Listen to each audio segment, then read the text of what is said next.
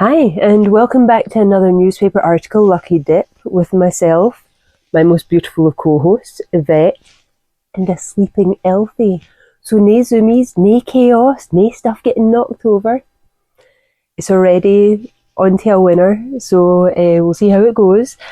Let me borrow your hat, darling. Thank you so much. She's so obliging. Now, for trigger warnings, I don't know what's going to come out the hat. No idea. If you are sensitive to any scenario that you can think of, look in the description below. That's where you'll find what comes out the hat this episode, and that's where you'll find whether said scenario appears or not. So do look down below, because I have no idea what we're going to be talking about today until we do. Alright, we'll get into this one. Okay.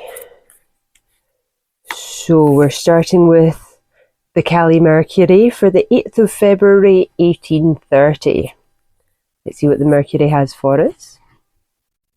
So the Caledonian Mercury for this date actually gives us 3 articles, which, fair enough, it was obviously very giving with the interesting when I was doing whatever research I was on when I came across these.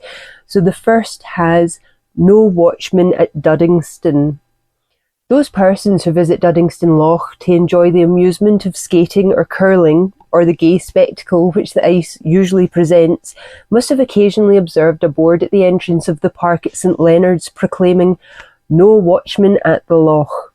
The modern Athenians, of course, know this to be as prudential warning not to venture upon the ice, but to strangers it must seem to hold out encouragement to buckle on their skates, under the assumption that the ice is so thick and safe as not to require the attendance of a watchman. On the other hand, when the ice is strong and safe, the watchmen are all on duty, with their beggarly boxes and all the apparatus of rescue in formidable preparation. There is really a great deal of absurdity in this. Strangers should be taught to understand that no watchmen attend when there is danger, but that they are always on the spot when there is none. Alright, the next one has a miser. Last week, an old man by trade a tailor died in Cooperangus. He was a person of singular habits and propensities. He shunned all communication either with neighbours or relations, living a hermit in the midst of a busy life. The hovel he inhabited was of the most wretched description and filthy as a hog-sty. Love of treasure accompanied, and was perhaps partly the cause of his misanthropy. He occasionally peeped from his cage, and even sometimes undertook a journey to Perth to receive interest on money invested there. He had not been seen for some days, and the neighbours suspected all was not right. They at length entered, and found him stretched lifeless on his miserable couch. Among the rags that covered it were found a large quantity of banknotes. Under it, bills and obligations to the amount of nearly £2,000, and below a loose stone in the floor of his cell was disclosed a stoneware vessel full of gold and silver coins of various descriptions and value. Okay.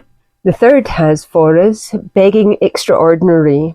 An old woman, a native of the town of Crail of the name of Ross, who had, during the space of at least 30 years, exercised her talents as a strolling beggar, and ranged the country in that capacity from Tweed to Spey, and sometimes made excursions in the way of business across the border, returned to her native place a few days ago, completely worn out with the fatigues of her long and active peregrinations, but with a competency which not only secures the means of comfort for herself for the rest of life, as far as she is capable of enjoying it, but with a sum of money which, at her decease, will raise the condition of a natural son, in whose house she now resides, to comparative wealth and independence.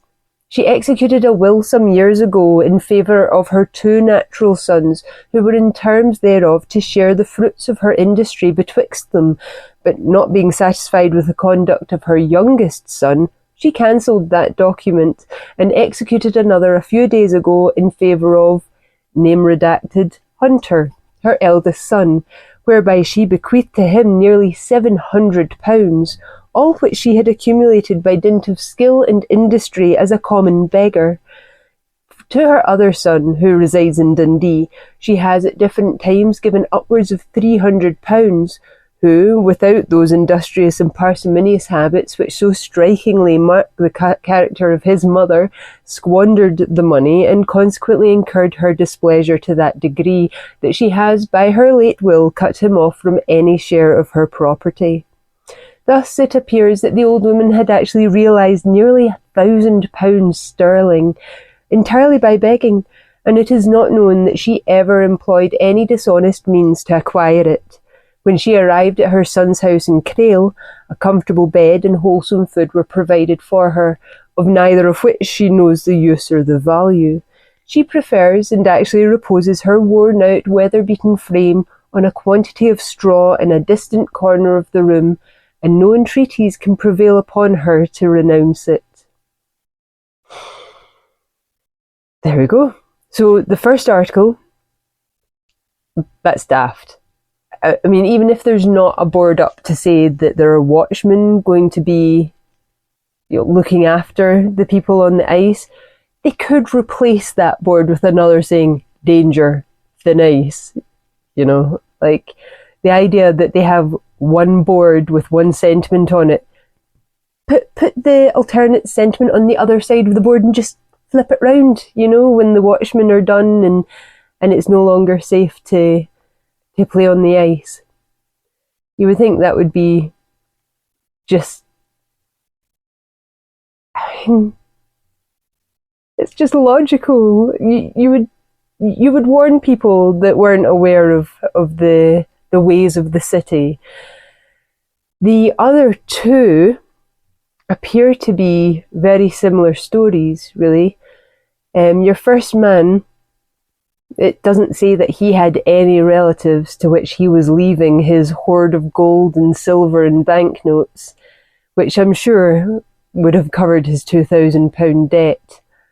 It doesn't say where that money went to. It doesn't say who profited by his miserly conduct through life. And our old woman, from our last article, she just seems stuck in her ways. She seems like a very determined person that's going to live exactly how she wants to live, and that's apparently by begging throughout the entire country and into England occasionally. And this would have all been on foot. So that's quite the achievement to have raised almost £1,000 back in these days. I'll need to find out how much these amounts of money would have been for you guys and put them up on the screen. So we'll have another one.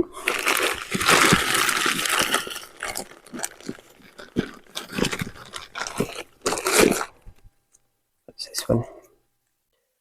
We have the Dublin Evening Post for the 17th of June 1824. Don't get very many Irish papers in these, do we? See what it has for us.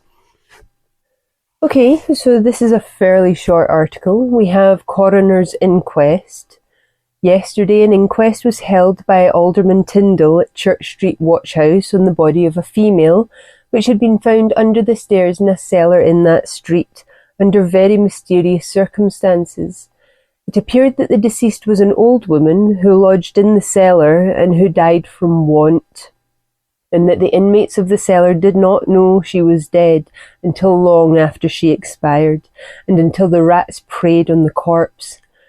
Horrible and unaccountable as it may seem, it appeared that they then dug a hole under the stairs, and having thrust the body into it, threw the earth over it, and continued living in the cellar for the space of 11 weeks after. After the examination of some witnesses, the jury returned a verdict that the deceased died from want. Okay, yeah.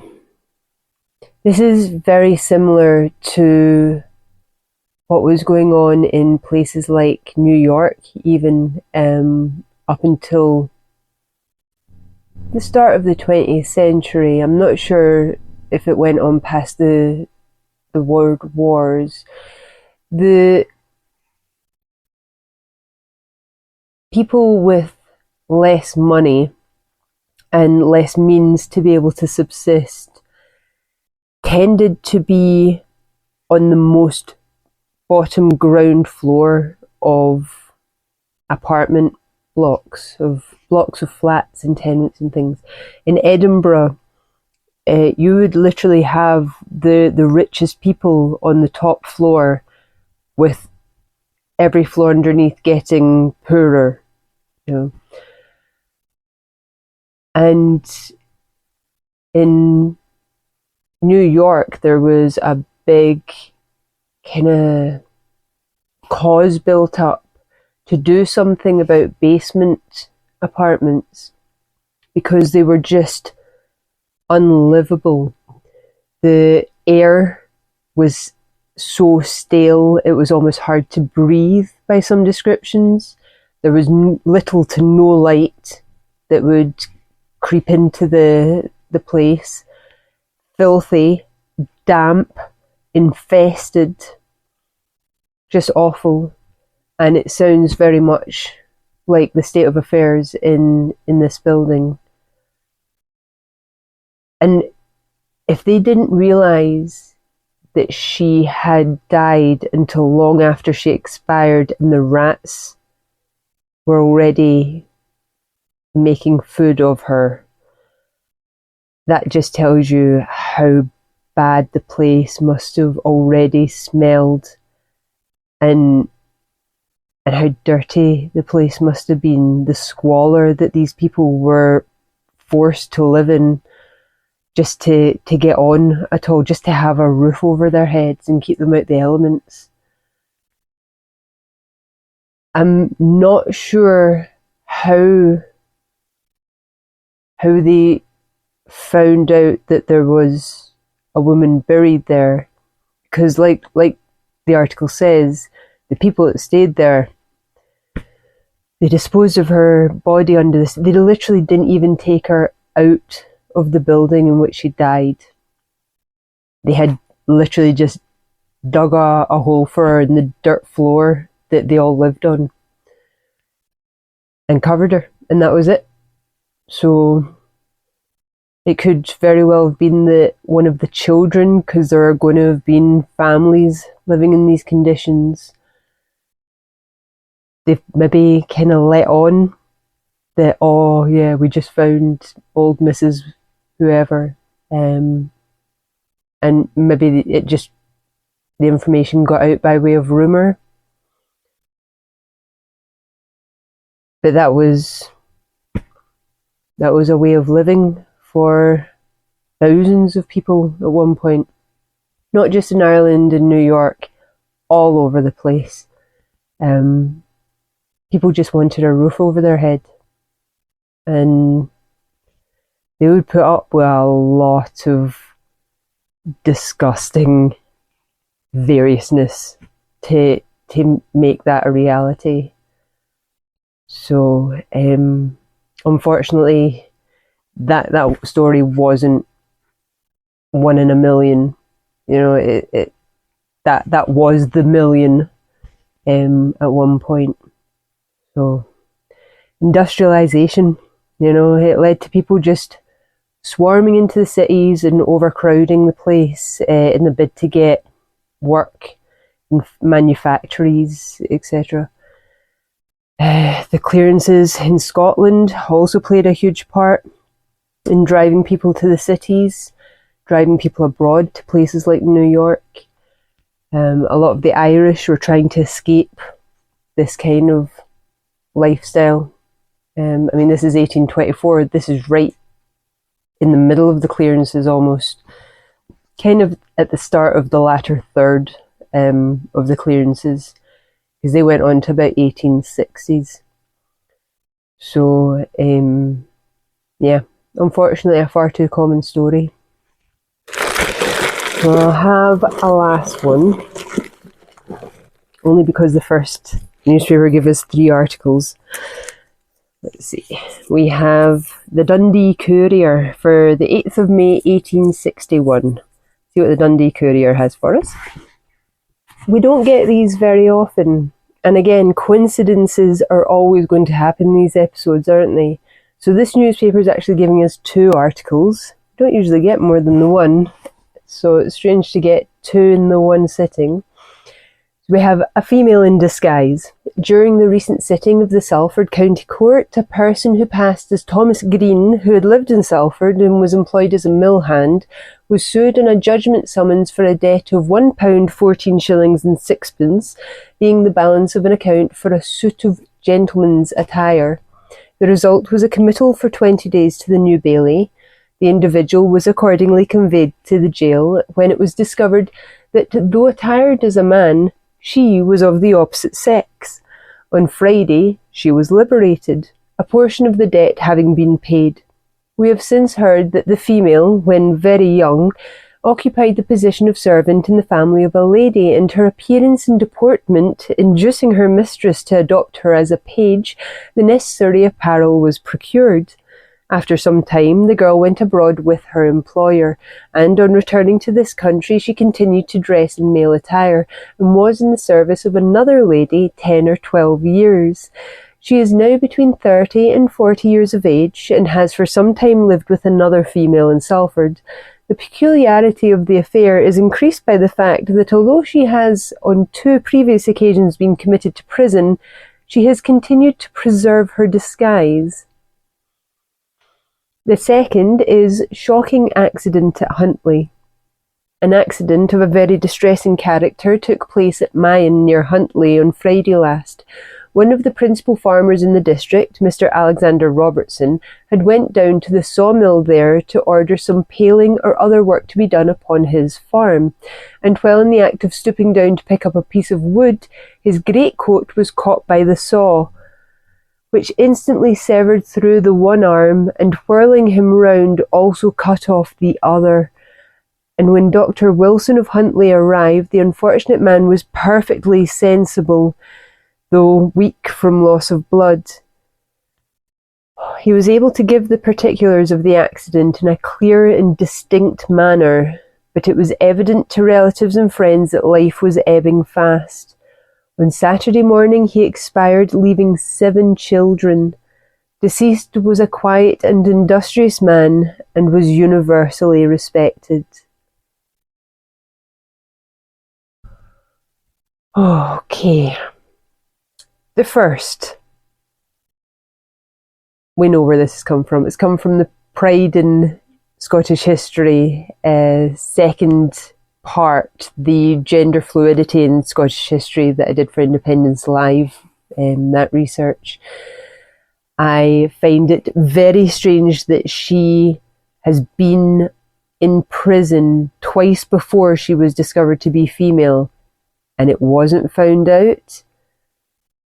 You need to understand, this is 1861. Like, the prisons, you weren't put in a solitary cell to just bide your time for a bit. You were all lumped in together. There was sometimes 5 people to a cell. How did she manage to... Wow. I mean, she must have been savvy. She must have had her ways. There's also the suggestion that she's maybe been in a lesbian relationship because she lived with another female, which I assume people just supposed was his wife or girlfriend, probably wife, because in those days you didn't really live with a single female if you were a gentleman. You were expected to be married before living together.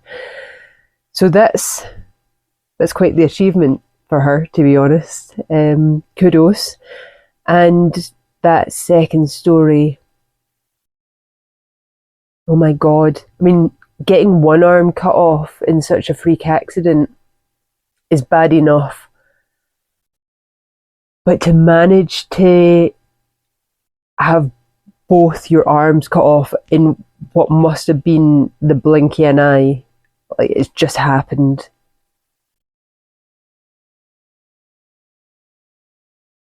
I don't even know what to say about that. That's so crazy. He left 7 children. I mean,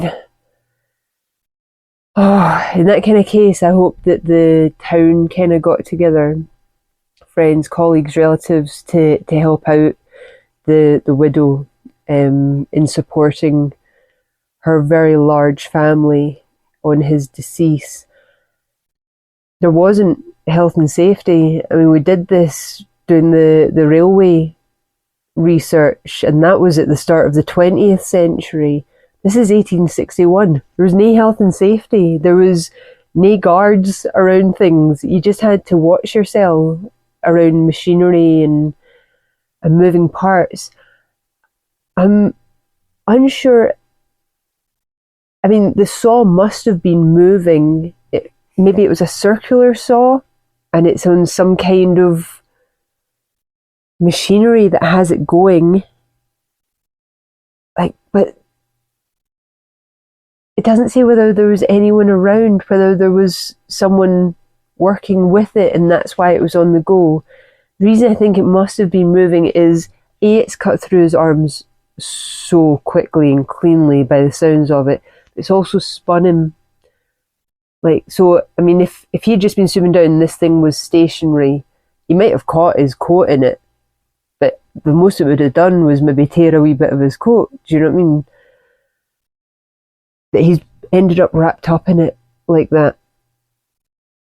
Oh, and to think health and safety didn't come in until much later. Much later. What a story to end on. Sorry. It's how it goes sometimes. Oh well. There's Elfie woken up, so it's probably a good time to finish. I may see you next time. Take care.